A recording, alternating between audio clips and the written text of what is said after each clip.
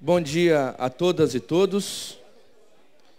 Vamos retomar os trabalhos deste terceiro dia de Congresso de Seminário Internacional de Teologia, Vida, Esperança e Justiça, Johann Moltmann e América Latina. Bom, quero convidar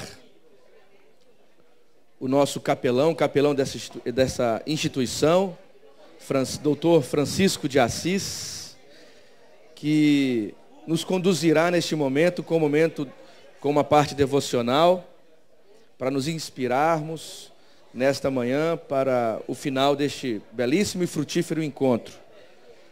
Professor Francisco.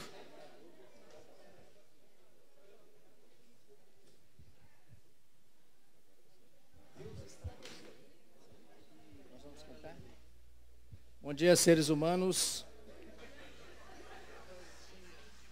Nós teremos agora 2 cânticos, não é isso, Luísa? 2 cânticos serão dirigidos por esses belíssimos alunos. Podem começar, ok? Bom dia.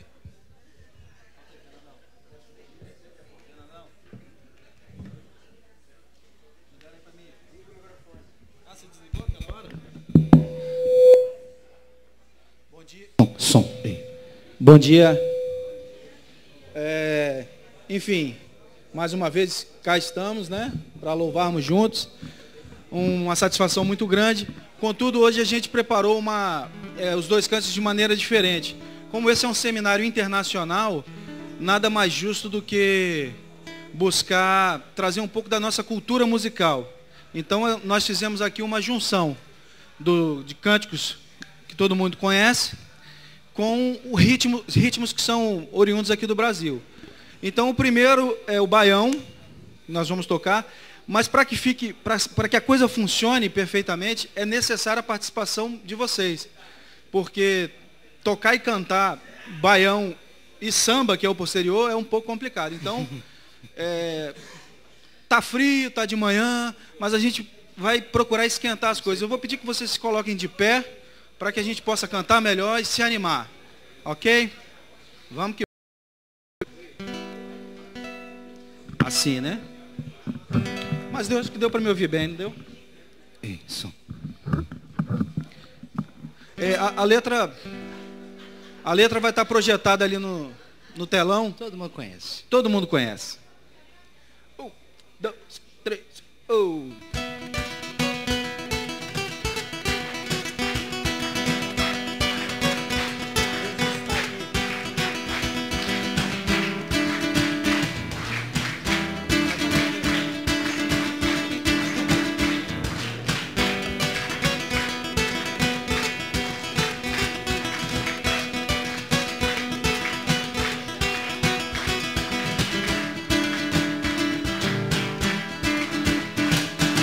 Deus está aqui, aleluia, tão certo como o ar que eu respiro, tão certo como a manhã que se levanta, tão certo como eu te falo e vós eu vi. De novo!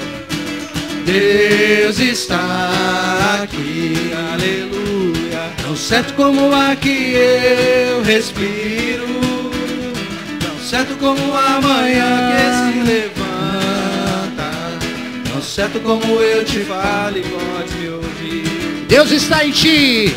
Deus está em ti, aleluia, tão certo como o ar que eu respiro, tão certo como a manhã que se levanta, tão certo como eu te falo e pode me ouvir. Mais uma vez. Deus está em ti, aleluia, tão certo como o ar que eu respiro, tão certo como a manhã que se levanta, tão certo como eu te falo e pode ouvir. Produção!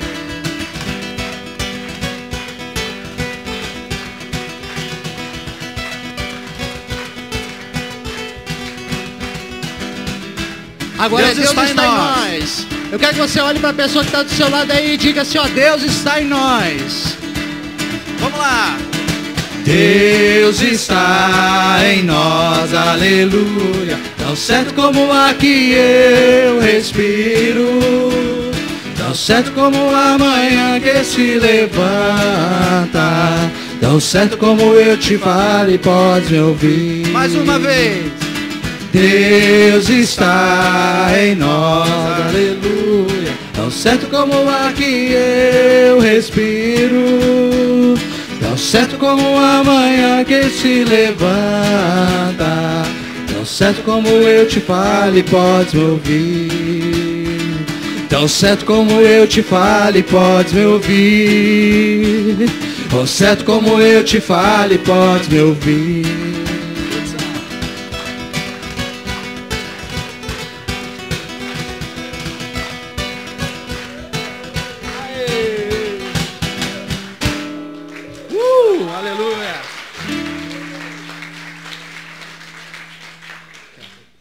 A próxima, então, se essa participação já foi muito boa, a próxima tem que ser melhor ainda. Deixa eu trocar aqui. 1, 2, 3 e 4.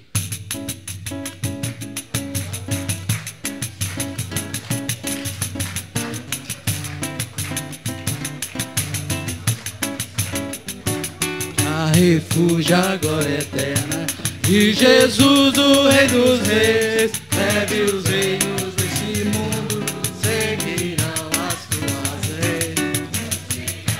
Sua vida se mostra cada vez, vencendo bem Jesus. Glória, glória, aleluia.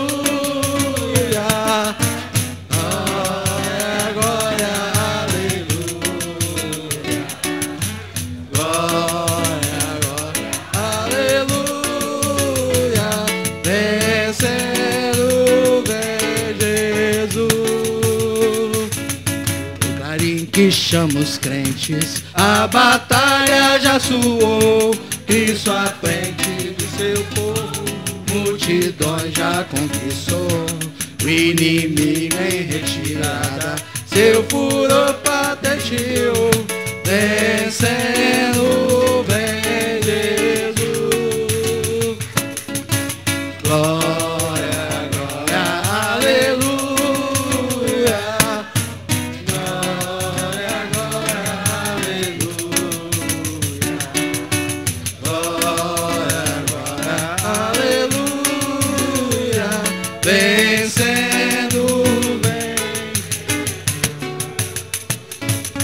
E glória refulgente sobre as nuvens descerá, e as nações e os reis da terra com poder governará. Sim, paz e santidade toda a terra regerá, vencendo bem Jesus. Glória, glória, aleluia.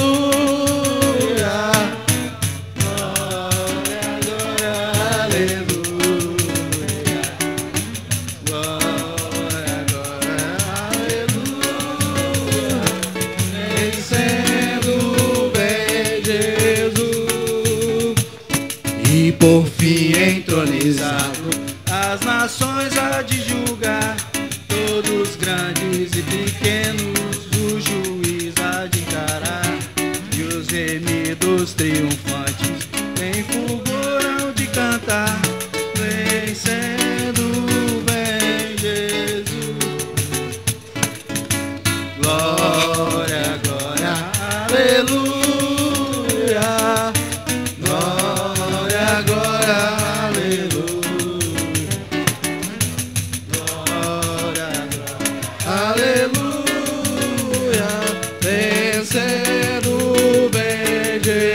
Mais uma vez o glória. Glória, glória, aleluia. Glória, glória, aleluia. Glória, glória, aleluia. Vencendo bem Jesus.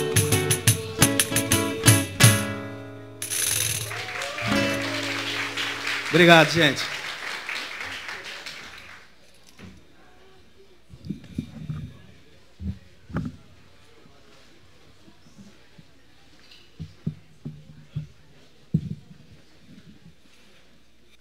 Para a nossa breve reflexão nessa manhã, escolhi um texto muito conhecido, Lucas capítulo 15, me deterei apenas no versículo 17 até o 20, a conhecida parábola do filho gastador, eu diria até diferente, do filhinho de papai. Está escrito assim: e caindo em si, disse: quantos empregados meu pai tem pão com fartura, e eu aqui morrendo de fome. Vou-me embora, procurar meu pai e dizer-lhe: Pai, pequei contra o céu e contra ti. Já não sou digno de ser chamado teu filho, trata-me como um dos teus empregados. Partiu então e foi ao encontro de seu pai. Eu gostaria de destacar nesse breve tempo que terei para essa meditação, duas perspectivas de vida, duas possibilidades de vivência, e que eu digo que são vivências âncoras e vivências trampolins. Entendo que um evento como esse pode tornar para os participantes uma vivência âncora, em que a pessoa continuará arraigada aos seus conhecimentos arcaicos, fossilizados, e continuará girando em torno de si mesmo. Ou então, ela poderá, a partir daqui, ter uma vivência trampolim, pelo que foi ouvido, pelo que foi visto, pelo que foi cantado. E partindo desse pressuposto, cair em si. E esse cair em si é refletir sobre qual vivência você está tendo nesses dias de encontro aqui. Foram falados, foram cantados, foram meditados, foram sugeridos temas teológicos, dos quais a ênfase é dada à vida, à esperança e à justiça. E lendo esse pequeno trecho tão conhecido dos evangelhos, eu entendo que esse jovem, esse filhinho de papai, ele teve uma vivência trampolim. Mas isso só foi possível quando ele se viu numa vivência âncora. Ele estava caído, ele estava prostrado, ele estava parado. Mas ao se levantar, ao refletir sobre o estado inicial, o seu estado naquele momento e a possibilidade de um estado futuro, ele então parte para a ação. Que no final desse encontro, que no final dessa conferência, desse seminário, nós possamos todos sair daqui dispostos a uma vivência trampolim. Dispostos a vivermos não uma teologia, uma prática religiosa, seja ela qual for, que não valoriza o próximo, que não se indigna com a injustiça, que não se deixa sensibilizar com a falta, mas que ao refletirmos sobre, a partir de nós mesmos, daquilo que nós gostaríamos que se fizesse conosco, em qualquer situação que nós estivéssemos atravessando, nós assim possamos agir para a glória de Deus e para a valorização do ser humano. Esta é a minha oração, esta é a minha palavra para você nesta manhã. Que Deus o abençoe.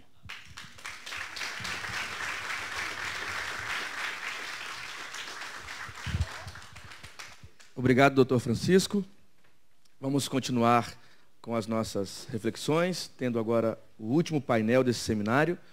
E quero convidar o professor Nelson Kilpe, que fará a moderação deste painel, para que também componha esta parte, faça a composição do painel e convide os painelistas.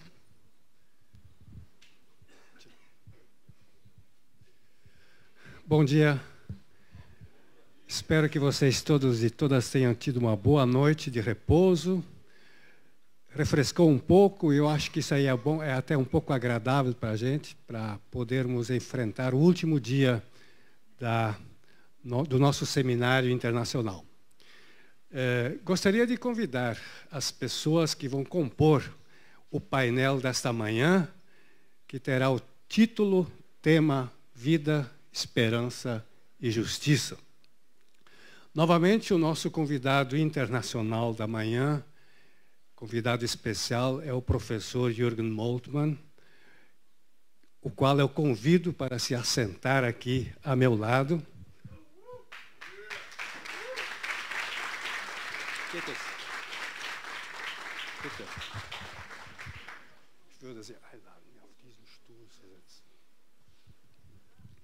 Eu tenho certeza que depois essa infraestrutura esplêndida também vai trazer os copos e a água para nós, os painelistas. Sempre essa equipe maravilhosa aí que está trabalhando todos os dias, né? Cedo da manhã até tarde da noite, até que fechar tudo aqui. Eu gostaria de convidar o segundo, ele está ainda arrumando lá. Enquanto que ele está arrumando as coisas ali, o segundo painelista é o Dr. Rudolf von Zinner. Von Zinner é de origem nobre. Von Zinner, o von, em alemão, designa a origem da nobreza. Né? Então, Rudolf, ali na ponta. Bom dia, Rudolf. Como o professor Jürgen Moltmann não fala português e ele gosta de ser bem assessorado, e nós gostamos de uma boa tradução, eu convidei duas pessoas para auxiliarem neste trabalho árduo da tradução. Duas pessoas que você já conhece, que também dispensam de apresentação, a doutora Uta Andre, da Missionsakademie de Hamburgo.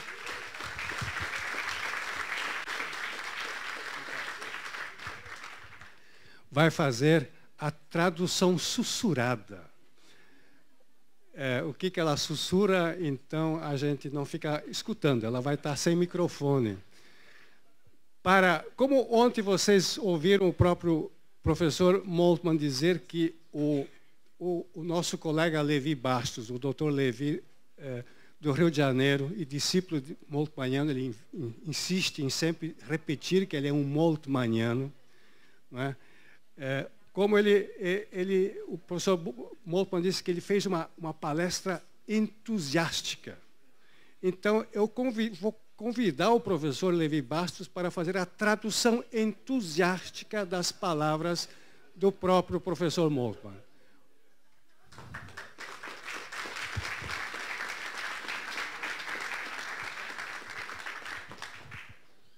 Quantos microfones nós temos? Aqui. Obrigado, Levi. Aqui. Para quem são esses microfones todos agora? Oi? Eu tenho um aqui. Aqui? E ele?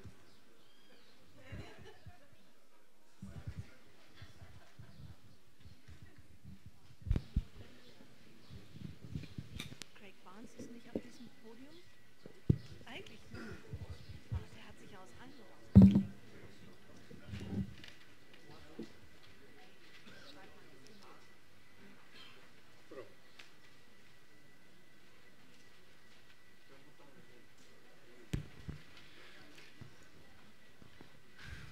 Estamos chegando ao último dia de nosso seminário. Certamente vocês vão levar muitas recordações deste seminário, desses 3 dias intensivos de trabalho, de reflexão, de escuta, de cantoria, de reflexão. Talvez seja a hora de a gente fazer um rescaldo de tudo que aconteceu nestes 3 dias intensivos. Por isso, o painel de hoje tem por tema também o tema geral do seminário. 3 termos importantes, carregados, não só teologicamente carregados. Vida, esperança e justiça.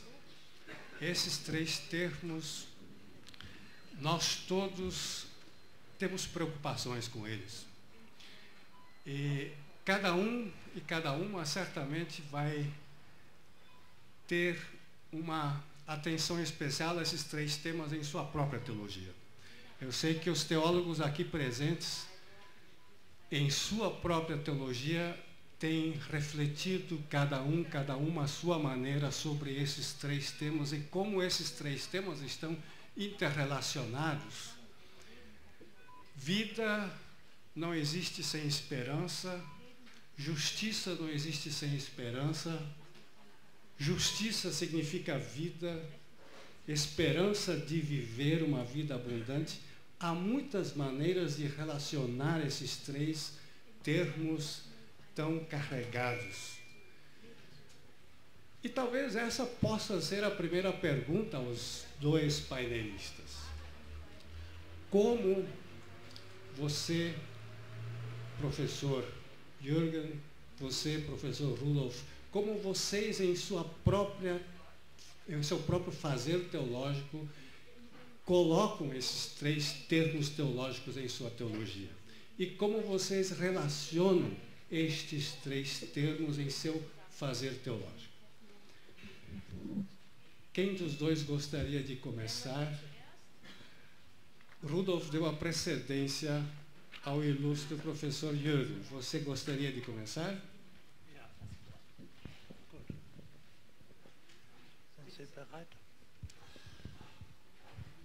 Eure jungen Leute lieben das Leben. Unsere jungen Leute lieben den Tod. Nossos jovens, os jovens aqui do Brasil amam a vida. Os jovens da Alemanha amam os nossos amam a morte. Das sagte der Mullah Omar von den Taliban in Afghanistan zu westlichen Journalisten.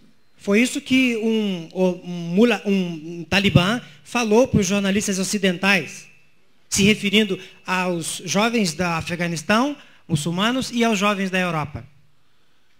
Und bei dem Anschlag in Madrid, wo 190 unschuldige Menschen starben, fand man eine Karte: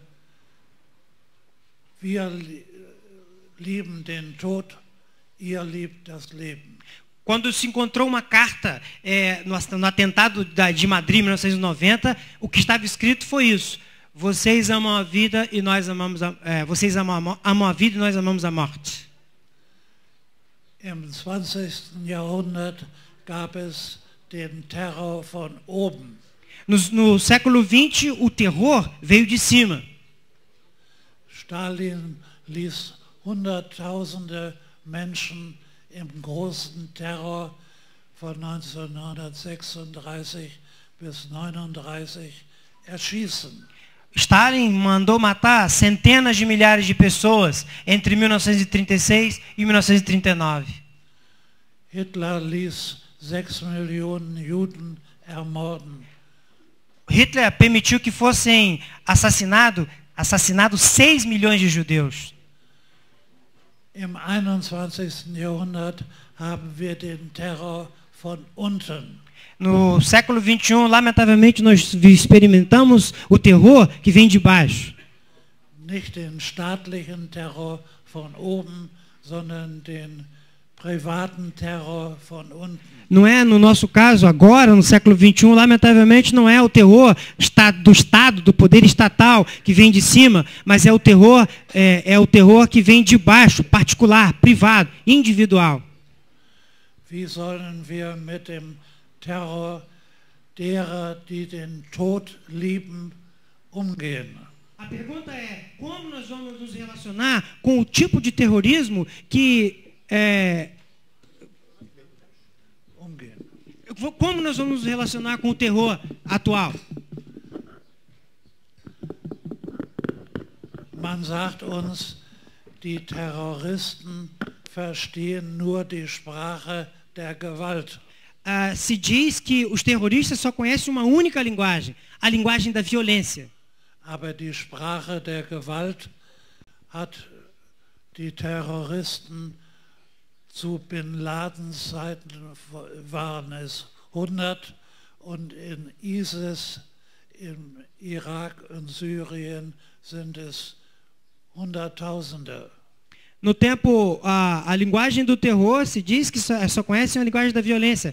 E enquanto no tempo de Bin Laden eram as centenas, agora no tempo do ISIS, do Estado Islâmico, são centenas de milhares. Ich bin dafür, dass wir den Terror mit der einen Hand abwehren und mit der anderen Hand die Terroristen zum Leben im Frieden einladen.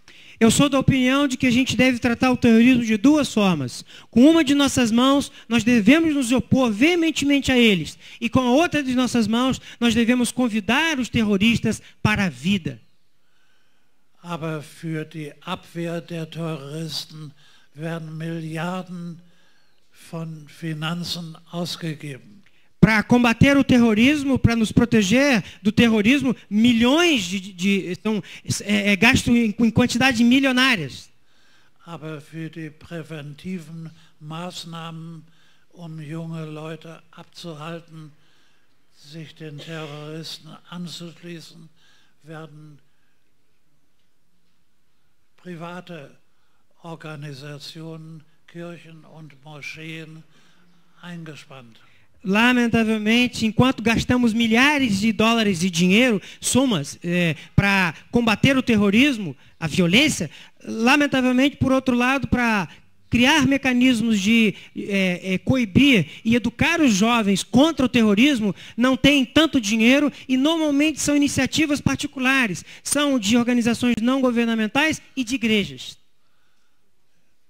Ich bin dafür, dass wir mehr Mittel und Anstrengungen machen, die jungen Leute vom Islam zu bekehren, zu einem Leben in Frieden, dass sie nicht den Tod wählen müssen und das töten.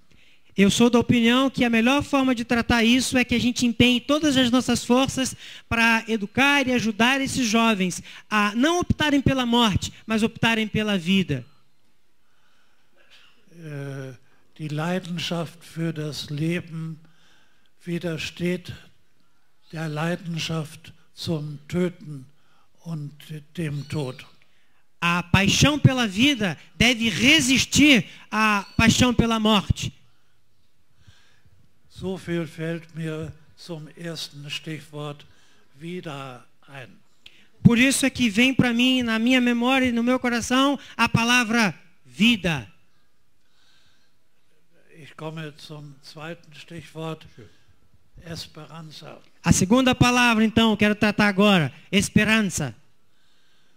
Viele Christen hoffen auf die Wiederkehr Christi, or the second coming of Christ. Muitos cristãos esperam pela segunda vinda de Cristo. Wenn wir nur darauf hoffen, dann können wir die Kirche schließen und ein Plakat an der Kirchentür machen, auf der steht, der Eigentümer ist verreist, aber kommt bald wieder. Bem, se é assim que a gente vai ver as coisas, nós podíamos então fechar as igrejas, as portas e botar um anúncio na porta. O proprietário está fora viajando, mas ele vai voltar breve. Ich bin für die altkirchliche Lehre vom dreifachen Kommen Christi. Eu sou a favor da antiga tradição, doutrina da tripla forma da volta de Cristo. Erstens, kam im Fleisch. Primeiramente, ele veio na carne. Kommt im Geist. Ele vem no espírito. wird kommen in Herrlichkeit. Ele virá em glória.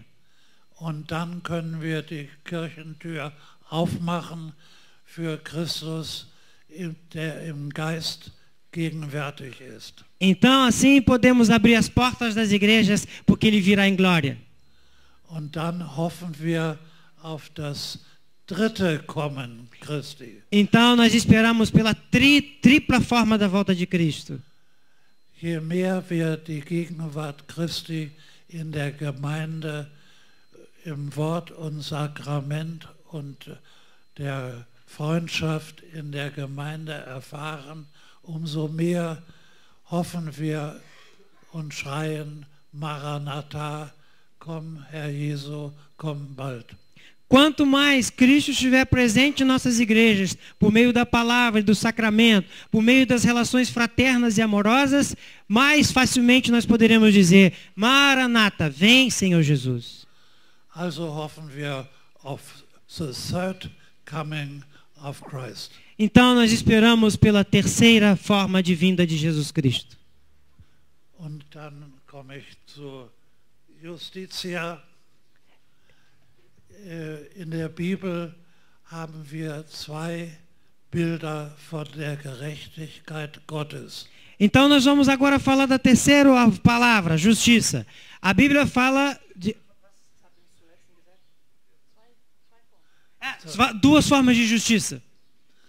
Die Sonne der Gerechtigkeit und die Waage der Gerechtigkeit. O sol da justiça e a balança da justiça. Die Sonne der Gerechtigkeit kommt aus Babylon zu Israel und wenn Gott kommt zu richten den Erdkreis, werden die Bäume in die Hände klatschen und alle Kreaturen sich freuen. O sol da justiça é um termo que vem da tradição babilônica. E quando esse sol vem, a natureza se alegra.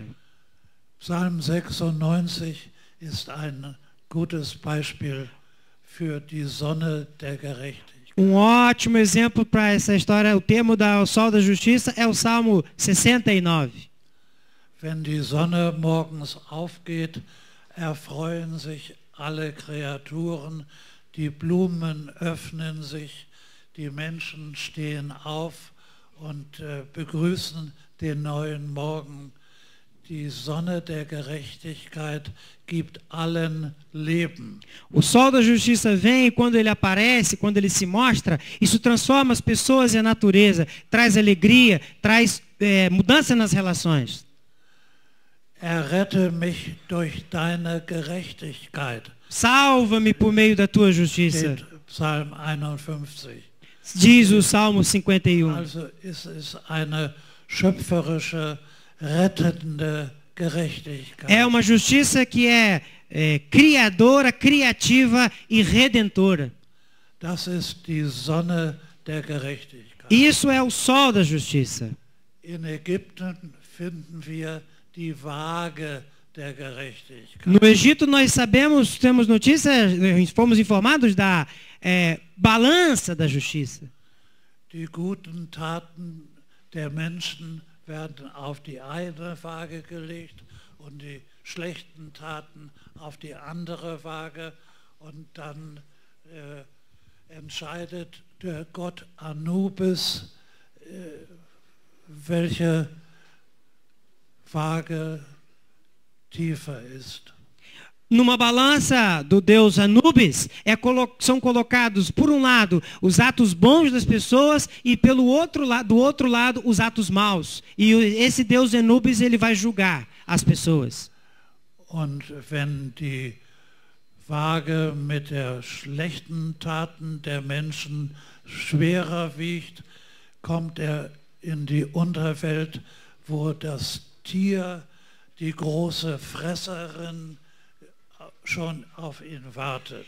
Quando o peso maior são os atos maus das pessoas, elas são lançadas na profundidade e lá estão os devoradores. Dieses Bild von der Waage der Gerechtigkeit ist in die Kirchen übernommen. Lamentavelmente, essa balança da justiça egípcia, ela foi absorvida pela igreja.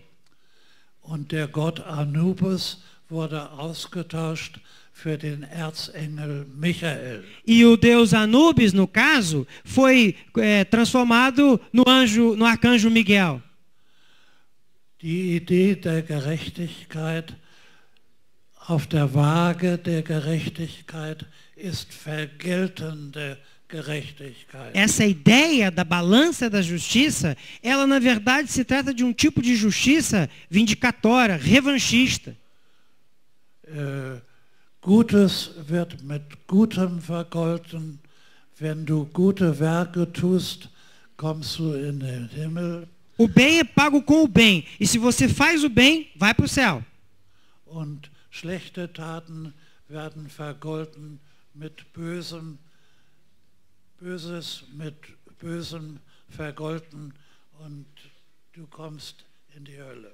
O mal, quando se faz o mal, então ele é pago com o mal. Quem comete o mal vai para o inferno.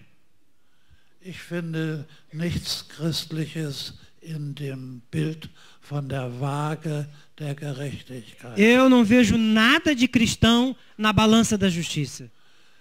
Gottes Gerechtigkeit ist eine rechtfertigende und rettende Gerechtigkeit. A justiça de Deus é uma justiça justificante e uma justiça redentora. Keine vergeltende Gerechtigkeit, sondern eine schöpferische und rettende und von neuem gebärende Gerechtigkeit. A justiça de Deus, ela não é vingativa, revanchista, pelo contrário, ela é criativa, redentora. Ich mache hier Schluss, weil ich 2 Stunden reden könnte. Eu faço uma pausa aqui, porque senão eu podia falar 2 horas. Então, antes ele vai ter mais chance de falar depois. Colega Rudolf, como você se imagina na sua teologia esses 3 termos? Eu também ouviria ainda 2 horas o professor Moltmann sem problema nenhum, então se o senhor quer continuar.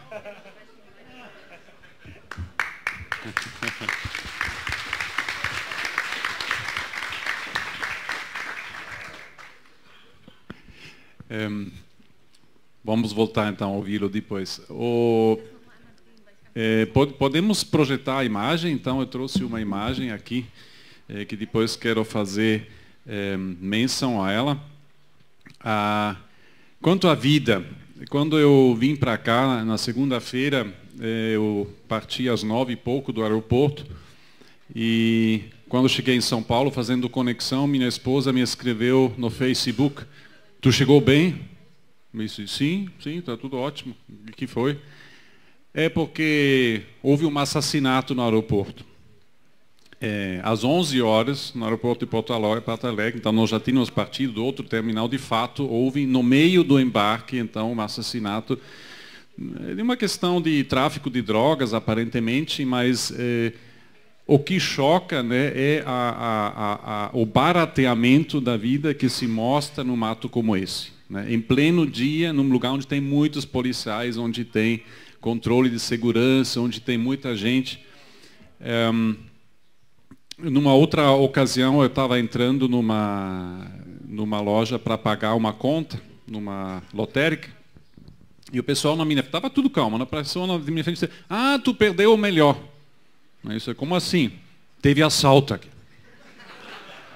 E aí eu disse: "Mas como assim? Assalto, não dá para ver nada." "Não, mas tá." Bom, daqui a pouco, de fato, chegaram 15 policiais militares, mas não tinha mais nada para fazer, porque os ladrões já tinham fugido. Quando eu saí, depois de ter pago minha conta, tinha 2 pessoas lá no balcão dizendo: "Não tem jeito, tem que matar esses caras." E eu fiquei chocado com essa postura. E no outro dia eu fui treinar na academia e um alemão do meu lado, já de muito tempo no Brasil, e eu contei para ele essa história e como isso tinha me comovido, ele disse, mas sabe, eu também penso assim. Aí, agora com o aumento da violência toda, o Rio Grande do Sul, São Leopoldo, né, dobrou praticamente os assassinatos, né, a polícia não dá conta, pessoas talvez querendo reintroduzir a pena de morte, que a gente sabe não resolve nada, mas tem essa ideia que resolve, a raiva, o medo, os muros altos. Então, como a vida brota numa situação dessa, quando a gente não tem como se mover, como se encontrar livremente, né?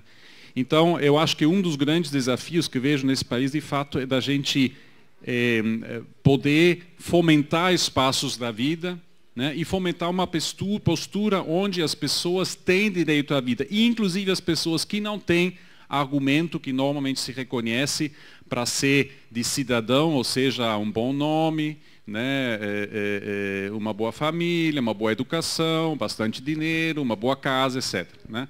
Mas tem muita gente nesse e muitos outros países que não tem nada disso.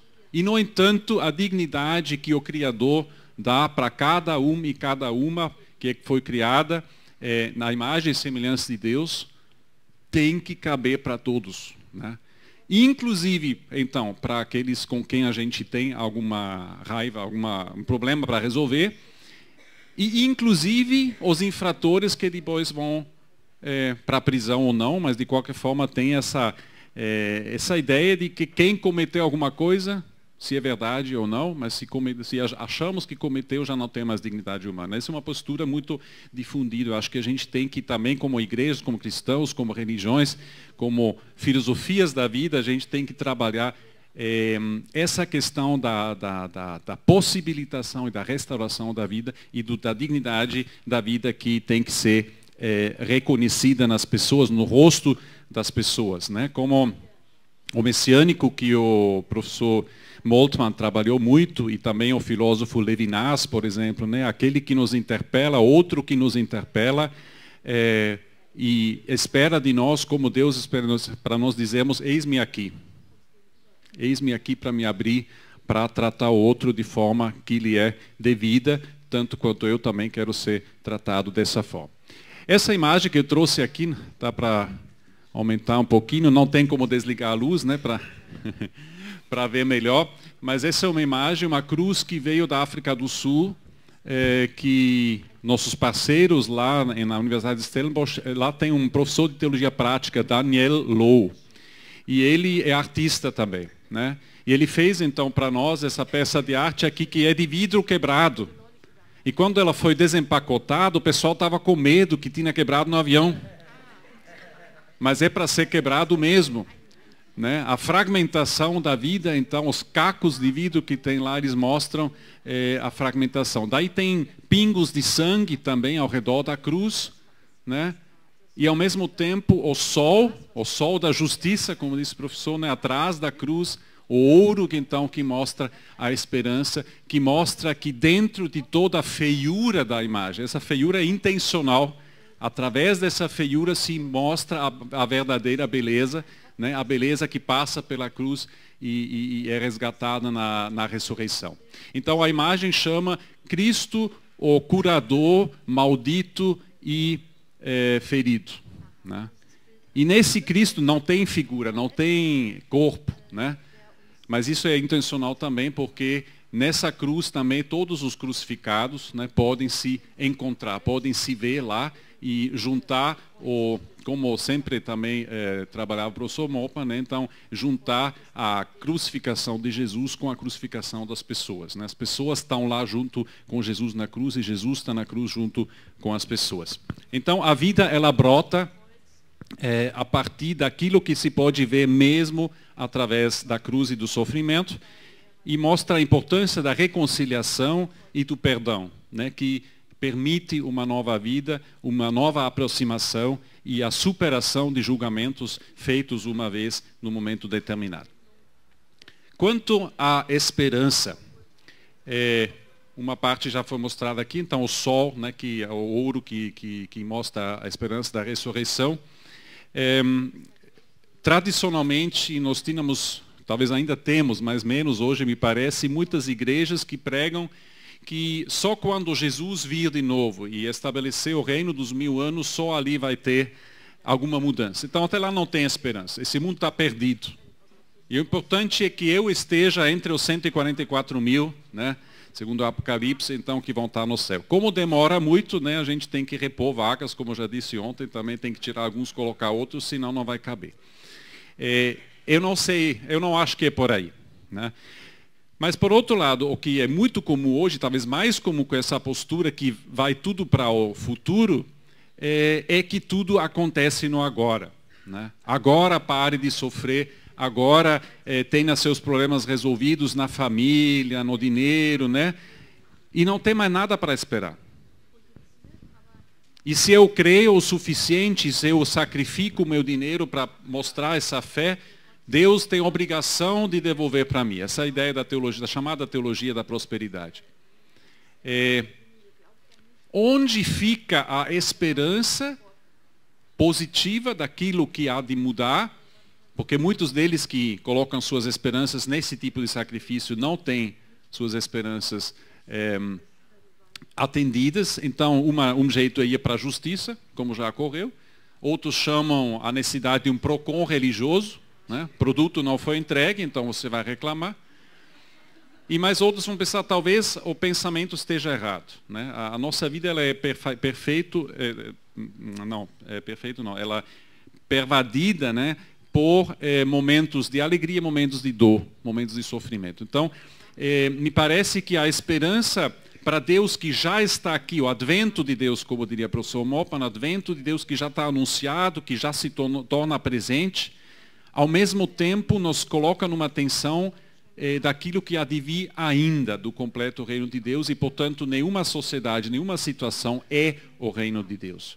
E essa tensão criativa ela é necessária, porque senão a gente cai, afinal, num consumismo religioso, o que se entrega por completo ao capitalismo, né?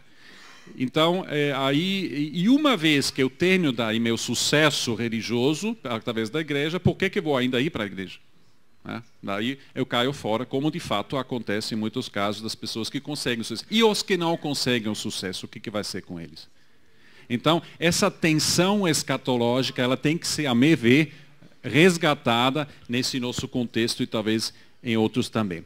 E a questão da justiça, achei muito bela a explicação do professor Moltmann quanto ao sol da justiça, ao contrário do balanço da justiça. Eu também acredito que nós nas igrejas, em demasia, nós temos pregado o balanço e o Deus contábil, né, que só vive anotando as coisas ruins e as coisas boas, mas tem mais ruins do que boas. Então, invariavelmente, iríamos para a perdição, se não fosse Jesus que nos resgata. Mas talvez a justiça, em vez então de ser vingativa, retributiva, como se mostrou também na história que disse no início, né, tem que matar todos eles, a postura daquelas pessoas quanto aos assaltantes, fomentar uma justiça restaurativa, uma justiça regenerativa.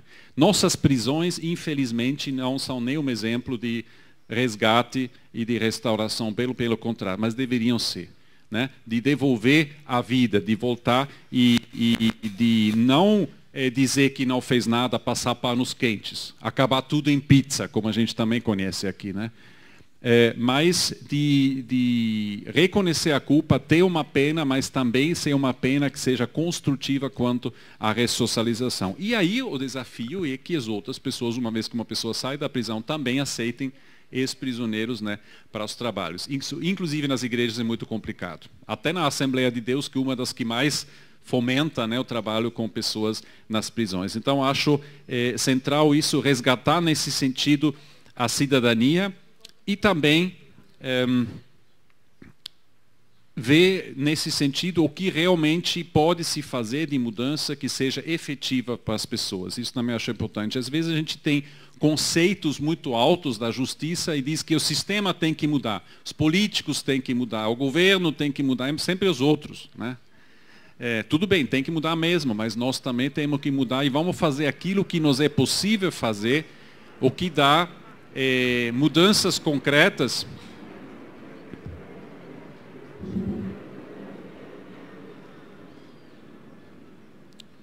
mudanças concretas, reformas, né? Às vezes quando eu trabalho teologia pública, alguns me acusam que eu sou reformista, que eu não sou radical o suficiente. Eu não me ressinto desse julgamento, porque enquanto a reforma, como também a reforma do século XVI, né, afinal, traz alguma coisa nova, alguma coisa que efetivamente muda a vida das pessoas, eu gosto de ser reformista, vou ser reformista, porque acho que é o discurso das grandes mudanças que nunca acontecem, não sei, que nos ajuda. Então, são também as mudanças no pequeno que dão jus a essa justiça que ultimamente nos vem pelo Cristo. Obrigado. O professor Rudolf colocou algumas coisas bem nossas, latino-americanas e brasileiras.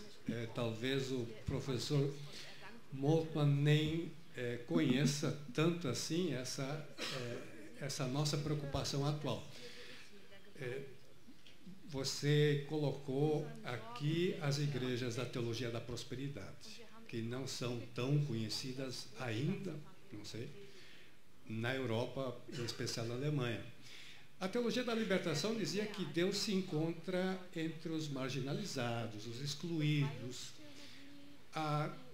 Muitas igrejas da teologia da prosperidade dizem que não é lá não que se encontra Deus, é no sucesso, na prosperidade, é na bênção material que nós conseguimos, é isso que é a expressão da presença divina. Eu não sei se as igrejas da teologia da prosperidade afirmam que Deus está presente naquelas pessoas que têm sucesso, porque elas são abençoadas e conseguem também prosperidade material. Isso não combina muito com a teologia da cruz luterana, nem a teologia da cruz moltmanniana. Ou talvez o professor poderia dizer algumas coisas a respeito disso.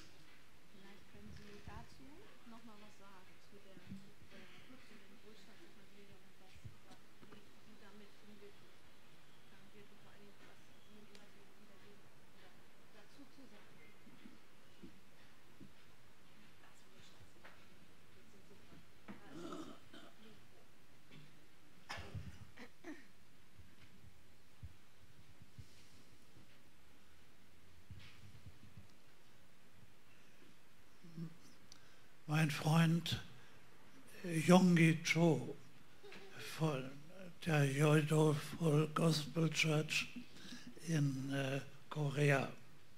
Meu amigo Young Cho, da igreja da Coreia, begann nach der Zerstörung des Landes im Koreakrieg seine Mission.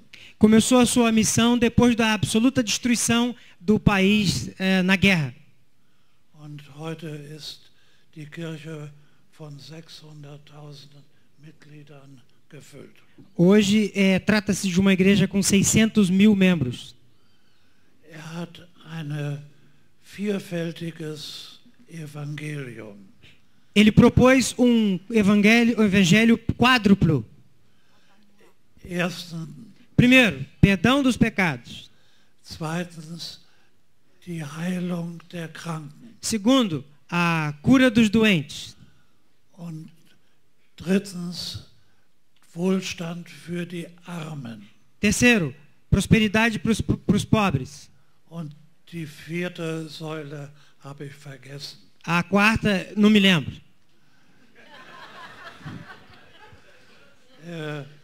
Wohlstand für die Armen. Damit begann das Evangelium des Wohlstandes.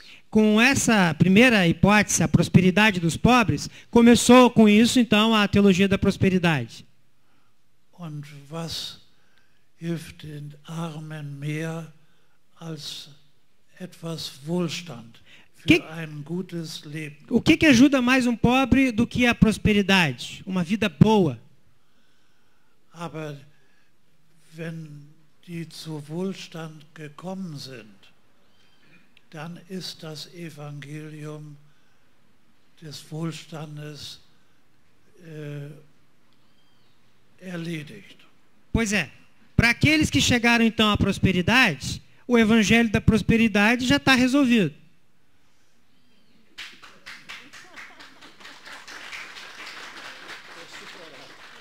Superado, é. Heute ist das Evangelium des Wohlstandes für die Reichen und Erfolgreichen da. Das ist eine Bestätigung des Erfolges und des menschlichen Tuns. Hoje a gente vê o evangelho da prosperidade entre os mais prósperos, entre os mais ricos. Das ist nicht das Erbarmen Gottes mit dem Elend. Isso não é, todavia, representação do Deus misericordioso, do Deus que se compadece dos que estão no sofrimento. Wenn wir das Neue Testament lesen, erscheint uns dieses Evangelium des Wohlstandes für die Erfolgreichen und Reichen als ein Anti-Evangelium. Sim, porque se a gente observa o que diz o Novo Testamento, essa história de prosperidade para os mais ricos e mais poderosos, na verdade trata-se de um anti-evangelho. Den Armen der Wohlstand und den Reichen das Gericht. O que o Novo Testamento fala é: para os pobres a prosperidade, mas para os ricos o juízo. Die Armen haben Hoffnung, die Kranken haben Hoffnung, aber die Reichen haben nur Angst vor der Zukunft.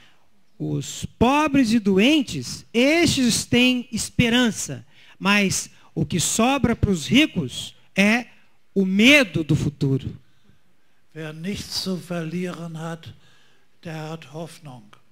Quem não tem nada a perder, esse tem esperança. Wer viel zu verlieren hat, hat Angst.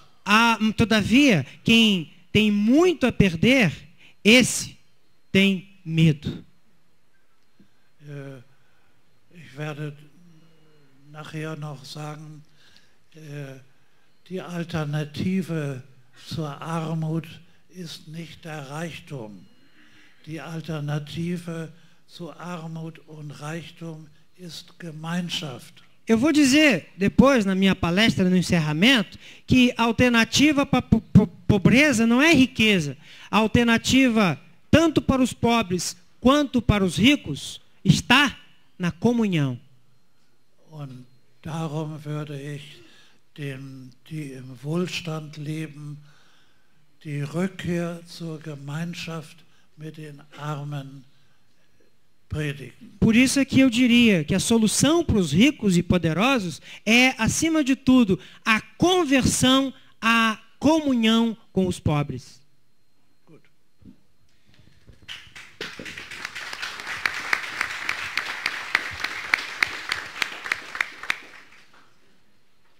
Voltamos talvez um pouco mais agora à tua área, teologia pública, Rudolf. Ela tem a ver com vida, com esperança, com justiça também. E essa filha da teologia da libertação, eu não sei se eu posso chamar isso assim, que a teologia pública busca uma participação efetiva para a construção de um novo mundo melhor possível de justiça. Você poderia dizer que se a gente consegue já perceber como esse espaço da teologia pode contribuir ou está contribuindo para um novo mundo mais justo? Muito obrigado pela pergunta. Em primeiro lugar, nunca é a teologia, né, que por si mesmo cria realidade. É a vida e a fé das pessoas sobre a qual a teologia reflete. Então, a teologia pública é uma forma de perceber a presença de religiões, especificamente de cristãos e igrejas cristãs na esfera pública, e tenta, então, incentivar uma contribuição, uma efetiva participação para quem tendia de ficar mais fora, e, por outro lado, desencorajar, desestimular uma presença que é uma presença que quer ocupar o espaço público. Então, e às vezes a linha é tênue, né? O que é um projeto hegemônico? Por exemplo, quando onde é uma contribuição efetiva, né? Uma contribuição que diria que se pauta pela ousadia, né? Que nem Jesus tinha a paresia em grego, a ousadia, a franqueza, a sinceridade, né? Diz ele lá diante do sinédrio, do sumo sacerdote, eu sempre disse tudo em público, né? Tudo com franqueza, com sinceridade, e nada em oculto. Então, seguindo essa dica, então, dizer as coisas que vêm do Evangelho do Jesus que nos salva e que quer salvar esse mundo, para colocar isso, então, na esfera pública, de forma dialogal, ou seja, para que as pessoas possam entender e para que as pessoas de outras religiões ou de nenhuma possam viver de igual modo, né, com seu bem-estar, do que nós. Ou seja, tudo que cristãos reivindicam para si, também tem que reivindicar para os outros. O que não é o caso. Infelizmente, em muitos casos, ontem falei do barulho, tem aqueles casos que evangélicos jogaram pedras, né, em pessoas do candomblé, ou jogaram enxofre em cima de terreiros. Então, infelizmente, tem muitos atos também de intolerância religiosa que não respeitem essa convivência num Estado cada vez mais plural, né? Já de longa data sabemos que não é mais assim ser brasileiro igual a ser católico, né? Mas também não simplesmente é católico ou eventualmente evangélico, mas temos um pluralismo religioso tão amplo que nós precisamos aprender de conviver com isso. Ao mesmo tempo, então, é importante desencorajar projetos que existem de se apoderar do espaço, né, de levar vantagem para si, para a sua igreja, para se posturar. E o Templo de Salomão, em São Paulo, por exemplo, é um sinal dessa presença poderosa. E não é à toa que na abertura, que está para ver no YouTube, eu recomendo fazer isso, estava lá presidente da República, né, ministros do Supremo Tribunal, governador, mas não tinha nenhuma representação de outra religião ou igreja convidada, né? Só a Igreja Universal que se impõe, então, como a igreja, visivelmente, então, em um enorme prédio. Não é a única igreja que tem grandes prédios, mas é a mais visível, né? Então, teologia pública ela quer analisar isso. Agora, enquanto justiça, um dos enfoques que para mim é muito importante é exatamente aquele da cidadania. E a cidadania, ela começa com o fato das pessoas poderem se sentir cidadãs e cidadãos. Porque muitas pessoas não têm essa sensação que cidadania é só para os outros. Eu não tenho direito, eu não tenho acesso, né? No Sul nós temos um projeto bem interessante de promotoras legais populares, que são lideranças mulheres das periferias que são treinados em direitos da cidadania e que vão junto com, por exemplo, mulheres violentadas ou com outras pessoas que sofreram algum crime, não sabem como se defender, não sabem com quem falar e como elas vão junto, acompanham.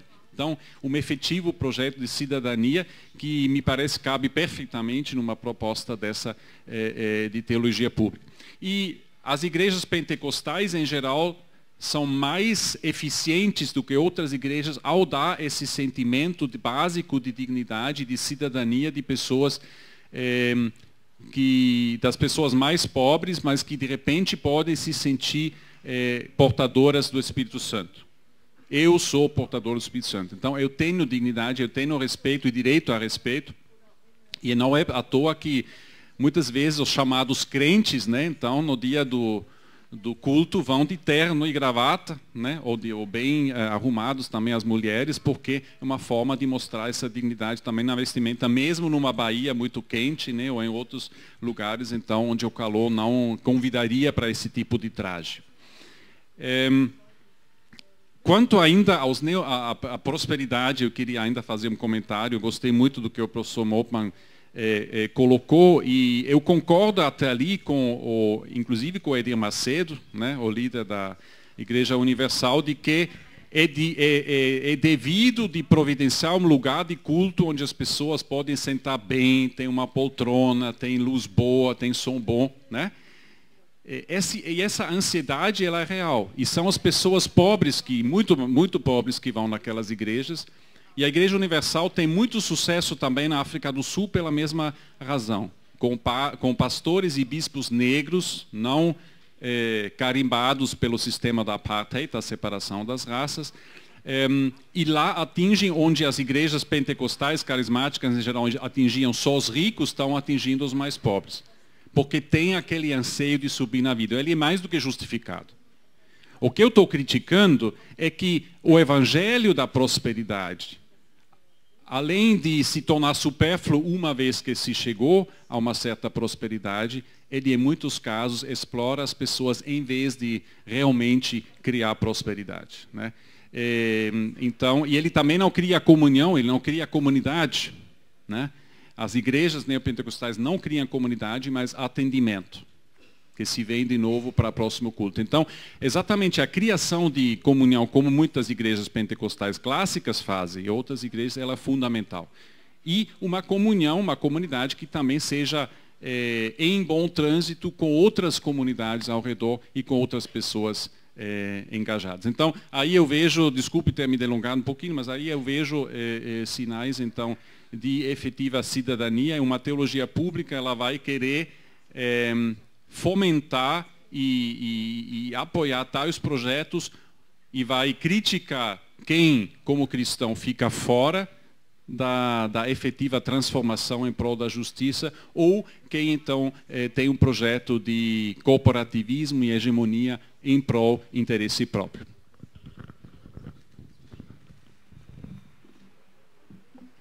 Eu não sei se o professor Moltmann quer dizer algumas palavras sobre este tema dos sinais que se estão surgindo de um novo mundo mais justo.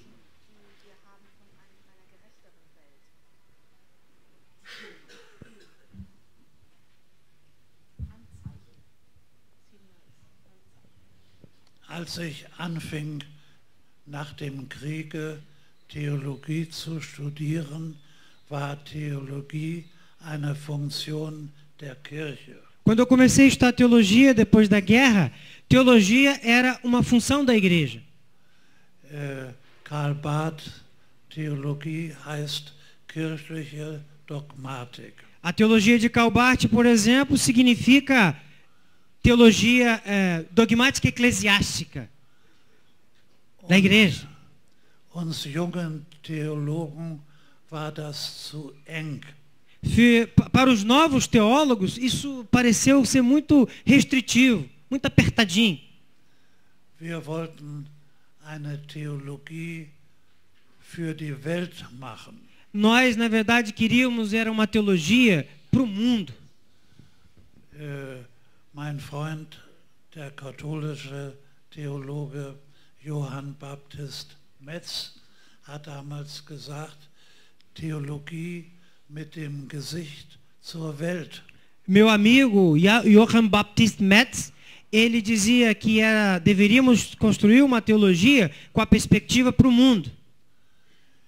Bis zu dem Zweiten Vatikanischen Konzil war die katholische Kirche mit sich selber beschäftigt. Até o Concílio Vaticano II, a Igreja Católica estava ocupada consigo mesma.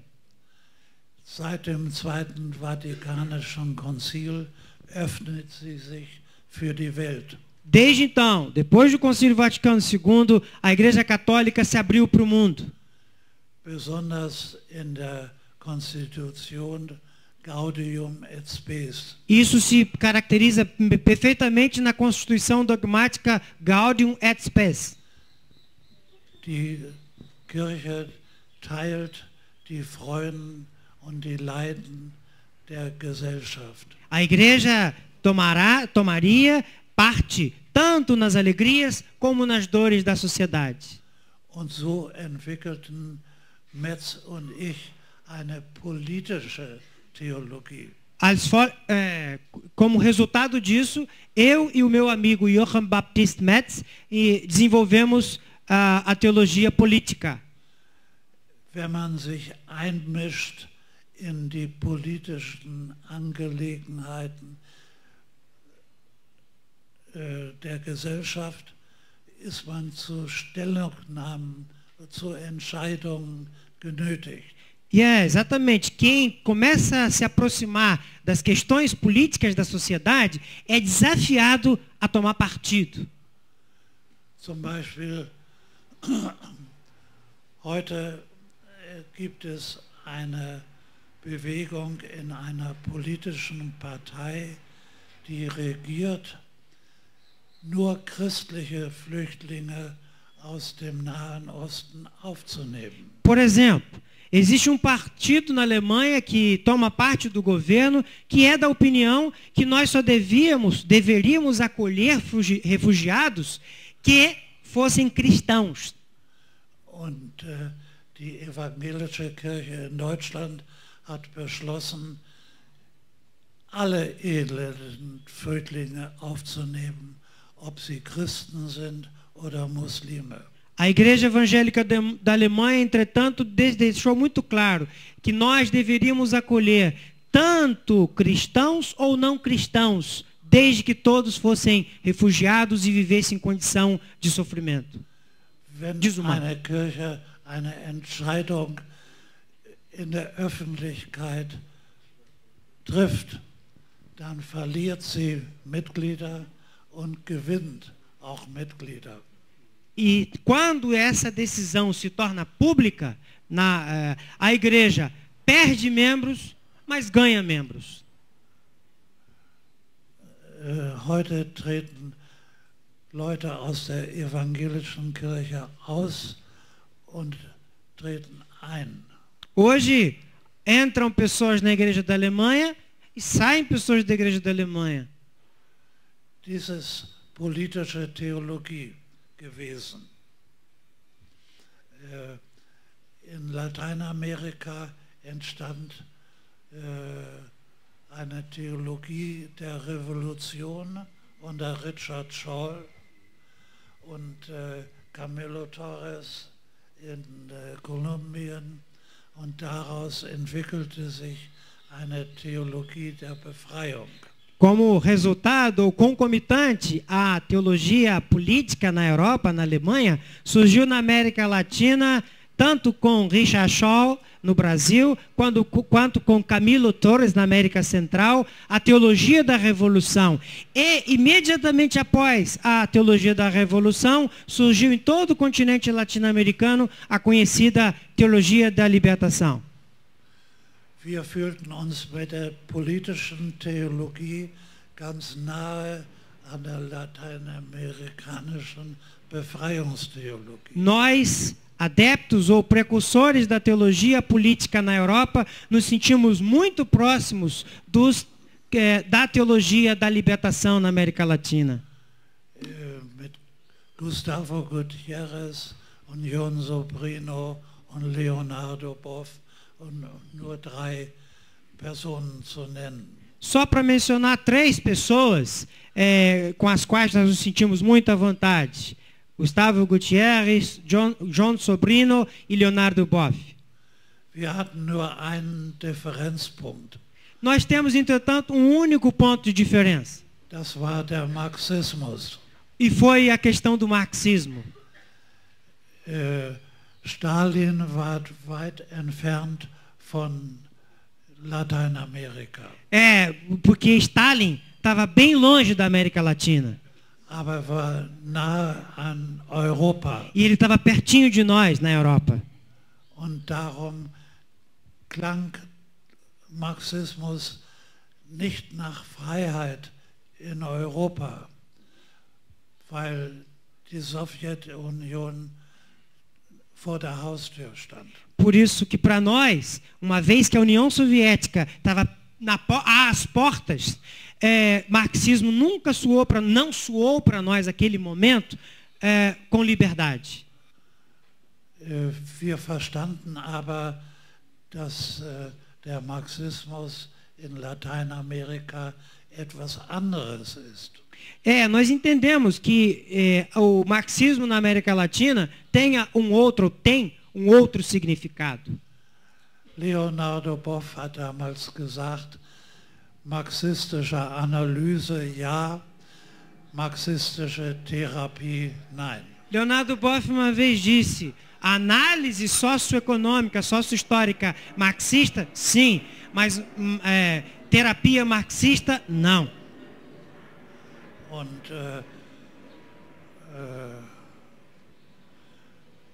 die politische Theologie in Europa war sehr gebunden an den Ost-West-Konflikt.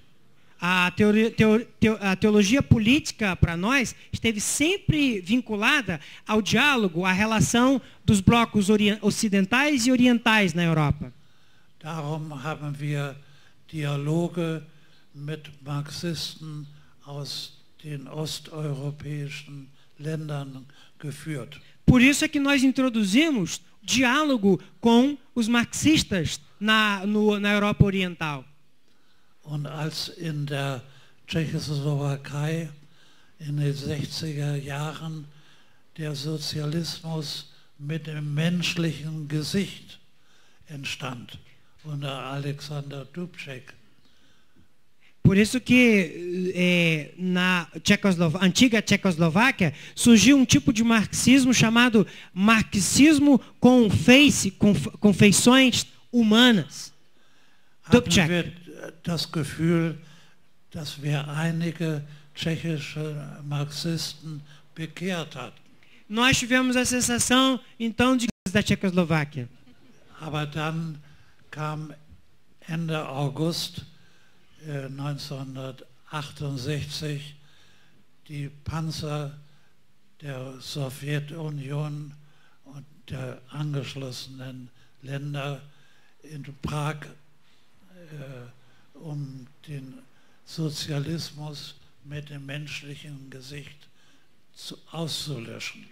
Lamentavelmente, em agosto de 68, através dos tanques da União Soviética e dos países da Cortina de Ferro, deram fim, interromperam essa primavera que era chamada marxismo com feições humanas. Ich erinnere mich, dass ich für 3 Monate paralysiert war. Ich hatte das nicht erwartet.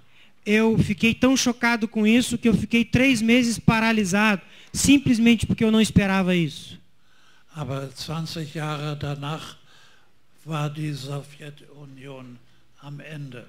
Mas 28 anos depois, a União Soviética chegou ao fim. Und die friedlichen Revolutionen in Russland und den baltischen Staaten und den osteuropäischen Staaten und in der Deutschen Demokratischen Republik in Ostdeutschland wandelten die Diktatur des Proletariats in Demokratie um.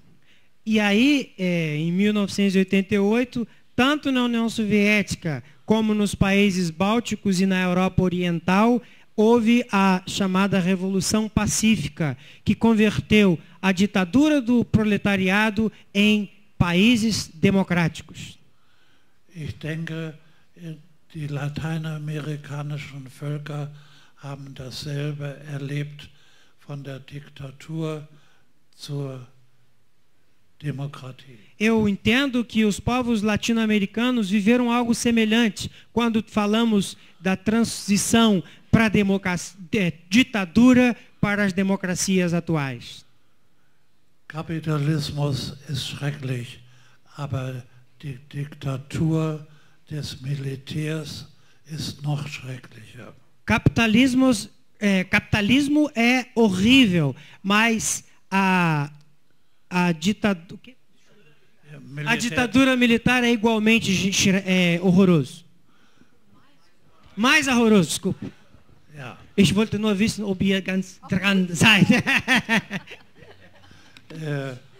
Weil die Generäle nichts von Politik und Wirtschaft verstehen. Simplesmente porque os generais não entendem nada de política e de democracia. Ich halte hier auf. Eu paro aqui. Estamos chegando praticamente ao fim, talvez voltando ao tema teológico, depois dessa excursão pela história. Eu queria perguntar para vocês dois, o que vocês deixam de legado, Erbe? Was lasst ihr zum Erbe? Que deixam de legado para essa nova geração de teólogos brasileiros e latino-americanos? Eu sei que talvez para Rudolf isso aí não pertence a essa. Ele pertence ainda a esse jovem, essa geração de teólogos latino-americanos. Então, mesmo assim, ele pode dar a sua opinião.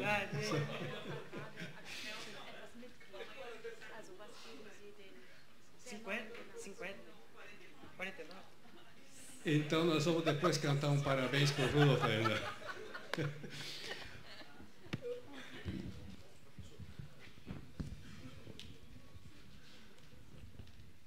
Meine Lehrer machten kirchliche Theologie. Os meus professores fizeram, como eu disse, teologia eclesiástica. Aber die junge Generation, zu der ich gehörte, folgten unseren Lehrern nicht. A geração a qual eu pertencia não seguiu os seus professores. Und darum werde ich der kommenden Generation keine Vorschriften machen. Por isso, por questão de coerência, eu não vou colocar nenhum tipo de prescrição para gerações que vêm depois de mim. Por isso é que eu me sinto multimaniano.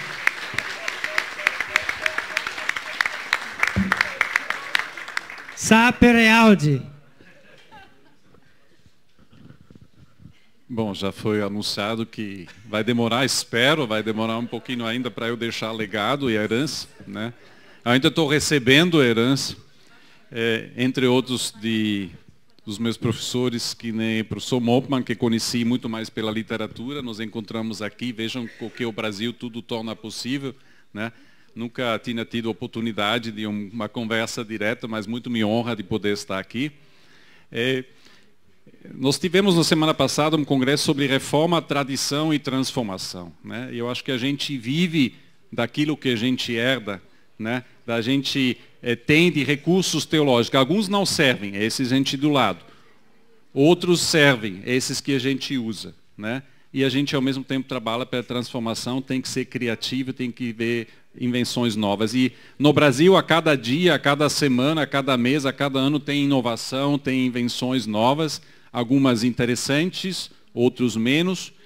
Mas eu acho que o fato de ser um país com uma energia incrível, e pessoas, não um país é um abstrato, mas pessoas com uma energia tão incrível, norteados pela sua fé e pela busca sincera daquilo que Deus quer de nós hoje, isso é sinal de esperança. E acho que tudo que a gente pode querer que, juntos com essa energia, a gente colabore para ter um país melhor. Então, eu volto ao título do Vademecum, aquilo que se tornou um Vademecum nos anos 70, que foi o livro do professor Moltmann, as palestras reunidas sobre o título de Paixão pela Vida, né?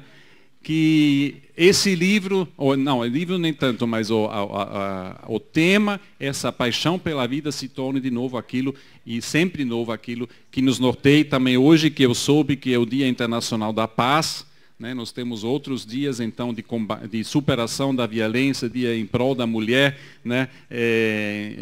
Pessoas com HIV/AIDS, então, tantas frentes que exigem a nossa exigência, mas que ela seja movida pela paixão pela vida e a partir da nossa fé em Jesus Cristo. Então, isso é tudo que se pode querer e que seja, então, também isso que fique para todos nós aqui nesse congresso.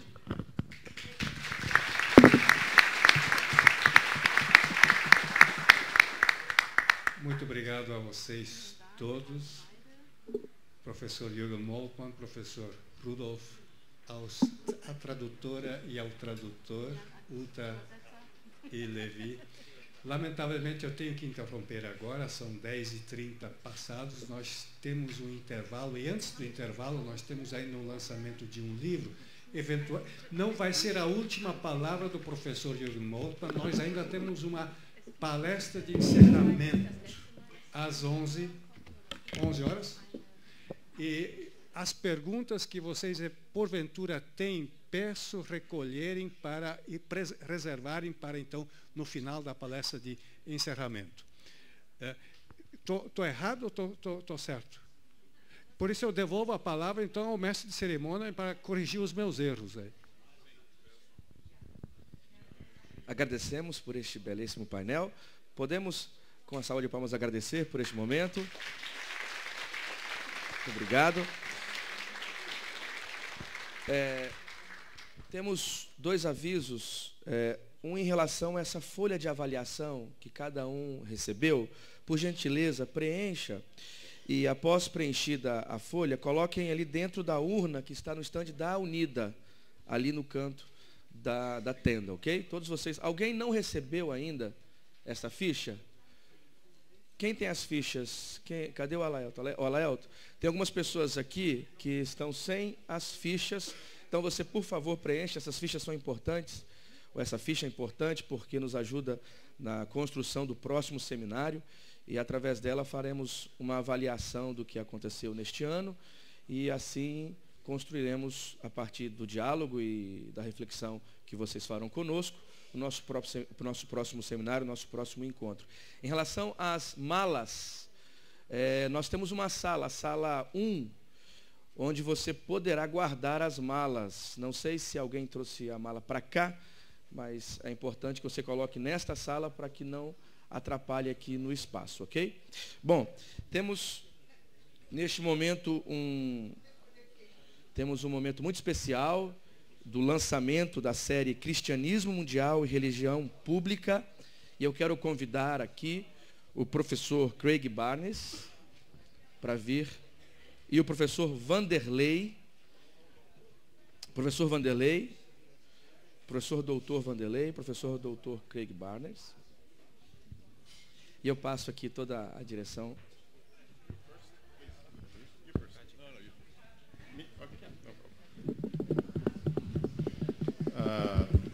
De fato, eu acho que esse é um momento muito especial, como disse o professor Kenner. Esse livro é o primeiro volume de uma série que terá volumes a cada 2 anos. O título da série é Cristianismo Mundial e Religião Pública.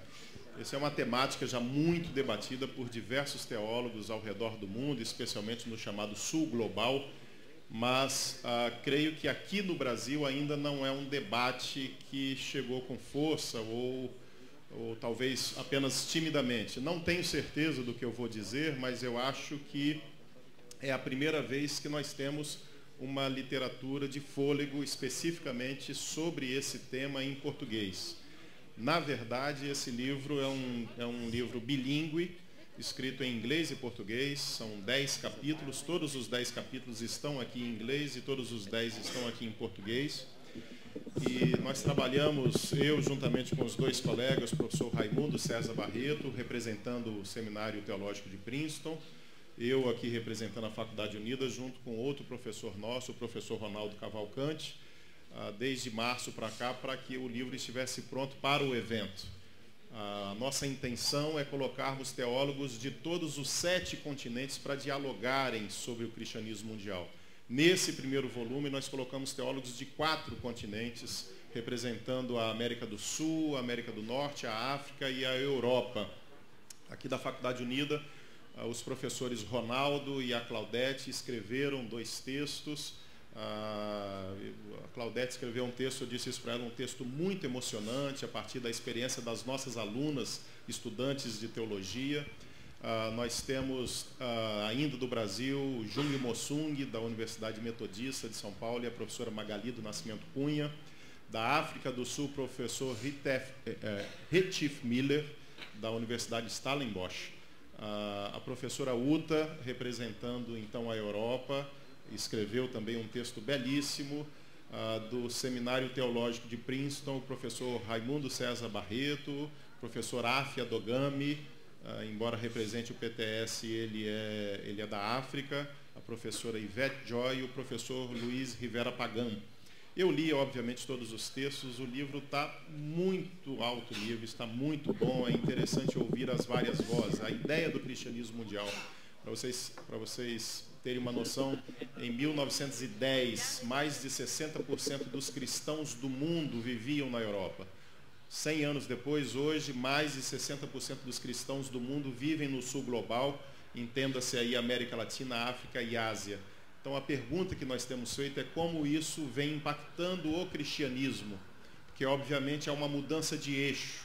Quer dizer, os povos do sul global, eles a partir da sua própria língua e da sua própria cultura, naturalmente, eles vão apresentar daqui para frente o cristianismo nos seus próprios termos. Então, aos poucos, essa hegemonia do norte global em relação ao cristianismo, certamente ela vai desaparecer, já está desaparecendo. Então a pergunta é como que isso vai impactar nas próximas décadas o cristianismo, as suas próprias leituras, essas múltiplas vozes, as múltiplas tradições. Como eu disse para vocês, a intenção é que teólogos de todos os continentes possam escrever nessa série, que é uma série inédita. Temas que muitas vezes nós não temos acesso. Por exemplo, o teólogo da África do Sul, ele fala sobre como as igrejas protestantes, especialmente a reformada, se relacionou com o apartheid, ou resistindo ou apoiando isso, né? O tema também tão importante hoje no mundo da migração, dos vários movimentos de povos ao redor do mundo e como o cristianismo apoia ou se relaciona, o que ele tem feito em relação a isso. Então eu queria muito te motivar para comprar esse livro, que eu acho que a importância dele não apenas pelo seu conteúdo, mas eu diria, ele sacramenta a parceria, o convênio acadêmico feito pela Faculdade Unida e pelo Seminário Teológico de Princeton. É uma publicação em conjunto, cerca de 60% do valor foi financiado pelo Seminário Teológico de Princeton, e eu agradeço aqui publicamente o professor Craig Barnes por isso. É um esforço conjunto. Para vocês terem uma ideia, a gente lutou tanto para que esse livro ficasse pronto para vocês, que ele literalmente foi pego na gráfica hoje às 7 horas da manhã, foi quando ficou pronto. Então eu agradeço muito também o Alaelton, que se esforçou muito por isso. É um livro de quase 500 páginas, mas a intenção é que vocês tenham o livro. A gente está vendendo por R$30, um livro de quase 500 páginas. Vocês que moram em outros estados, especialmente, nós não temos uma capacidade de distribuição muito grande. Então tem que aproveitar essa oportunidade e não sair daqui com esse preço de lançamento que a gente está fazendo aqui no Congresso. Muito obrigado. Eu passo a palavra para o professor Barnes. Princeton Seminary is very honored to be able to participate in the publishing of this.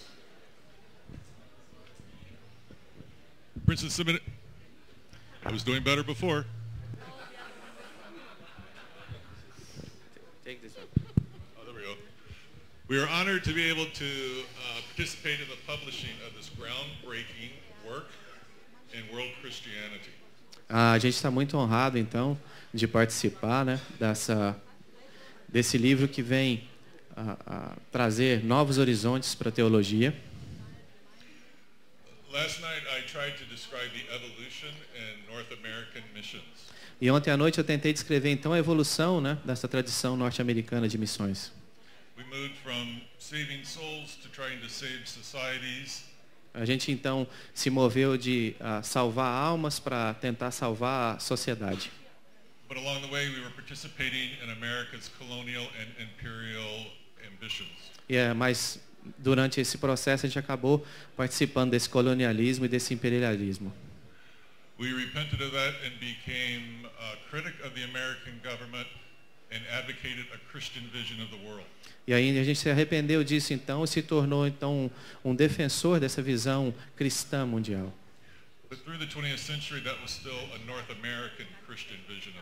Mas o século 20 e o 21 ainda continuam a visão americana do mundo. E aí a gente também se arrepende disso. Because we realize that we exist as but one culture among the many in the hands of God. Porque nós temos a consciência de que nós somos uma cultura entre várias culturas. Now we are speaking of world Christianity. E agora a gente está falando sobre esse cristianismo mundial. We have a department of that at our seminary. E lá no nosso seminário a gente tem um departamento voltado totalmente para isso. When God became flesh and dwelt among us as Jesus, E aí quando Deus então se tornou carne e habitou entre nós através de Jesus, he came to a very specific people. He took on their identity as a Palestinian Jew. e ele então veio para um público e um povo muito específico. E ele pegou não só ele pegou a identidade desse povo e a cultura desse povo.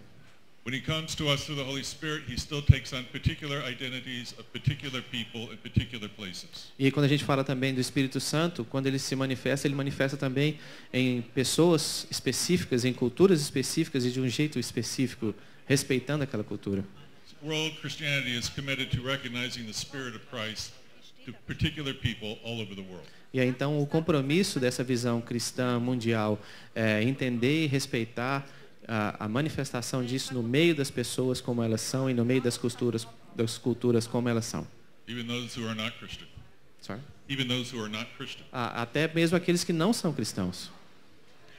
This book contains a new type of essays of theology about world Christianity and its public life. This book contains a series of essays describing this new approach to Christianity and public life. E esse livro, então, tem a intenção e mostra exatamente essa nova visão dessa cristianismo mundial. Since it is bilingual, e aí, desde que ele é bilíngue, it'll help me learn Portuguese. Eu espero aprender português com ele.